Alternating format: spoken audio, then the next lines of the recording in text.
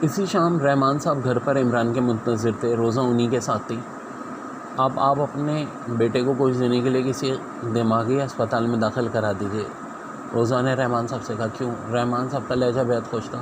کیا آپ اسے صحیح الدماغ سمجھتے ہیں؟ سوال یہ کہ آخر اس ڈرامے کی کیا ضرورت تھی؟ جس وقت اس نے بیری فن پر قابو پایا تھا اسی وقت کڑیاں ڈال دی ہوتی۔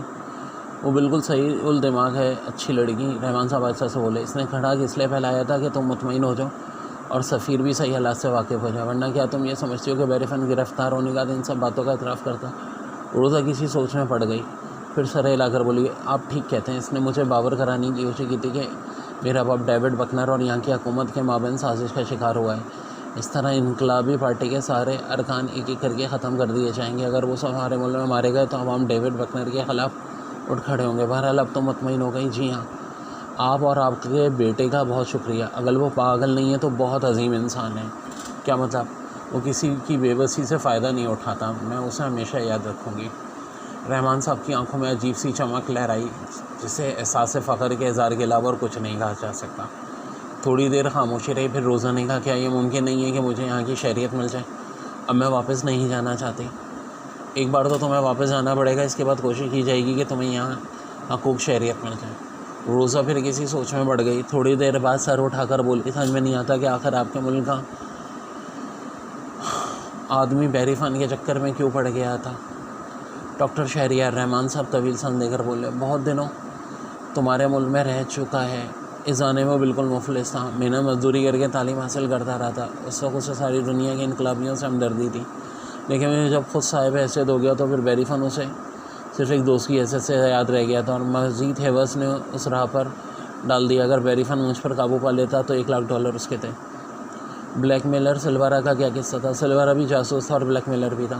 ہو سکتا ہے کہ میرے ہاتھوں اپنی گرفتاری سے پہلے وہ بیری فن کو بلیک میل کر کے اس سے بڑی رقومات وصول کرتا رہا۔ بہرحال بیری فن سے متعلق کاغذات اسی کے قبضے سے برآمد ہوئے تھے۔ دفتن باہر سے آواز آئی، کیا میں اندر آ سکتا ہوں؟ رحمان صاحب کا خوشگوار موڈ بدل گیا تھا۔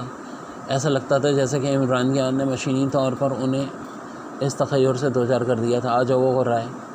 عمران کمرے میں داخل ہوا اور سر جھکا کر بیٹھ گیا۔ بیٹھ جاؤ۔ جی بہت اچھا، اس نے بلکلائے انداز میں کہا۔ اب تم لڑکیوں میں جاؤ۔ رحمان صاحب نے روزہ سے کہا اور وہ عمران کو گھورتی ہوئی کمرے سے نکل گئی۔ میرا ہم شکل کون تھا؟ رحمان صاحب نے خوش لہجے میں بولا، ایک آدمی جو اس وقت تک اس واقعے کو بھول چکا ہوگا۔ عمران نے مسمسی صورت بنا کر کہا، ویسے سبھی نے اعتراف کر لیا کہ بیری فن اسے دھمکیاں دیتا رہا ہے۔ وہی چاہتا تھا کہ آپ کسی طرح سفارت خانے کی عمارت تک پہنچے اور وہ آپ پر برین فکسر آزمائے۔ اور جناب اعلیٰ، روزہ نے ہمیں خطرے سے آگے کیا، اور ہم میں سے کوئی بھی اس کے قریب پہنچنے کی کوشش کرتا ہو تو سیدھا عدم آباد میں ہی جاتا۔ کیوں؟ شلوار قمیص کے نیچے اس نے پاور ہاؤس پہن رکھا تھا۔ کیوں بکواس کر رہے؟ ایک چھوٹی سی پریشر مشین، اس میں زہریلی سوئیاں بھری ہوئی تھیں۔ اس پاور ہاؤس میں مختلف جگہوں پہ بٹن تھے، جن میں سے کسی ایک پر بھی ہلکا سا دباؤ ہونے پر سوئیاں نکلتی اور آس پاس کے لوگوں کو سلا دیتی۔ تو تم نے اسے سر سلطان کے حوالے کر دیا؟ جی ہاں، مجبوری تھی، انہی کے محکمے کا کیس تھا، عمران نے کہا اور چور نظروں سے رحمان صاحب کی طرف دیکھنے لگا۔ رحمان صاحب کھڑکی کے باہر دیکھ رہے تھے۔ اور یہ ناول ختم ہوا۔ انشاءاللہ کوئی اور اچھا ناول آپ کو پیش کریں گے۔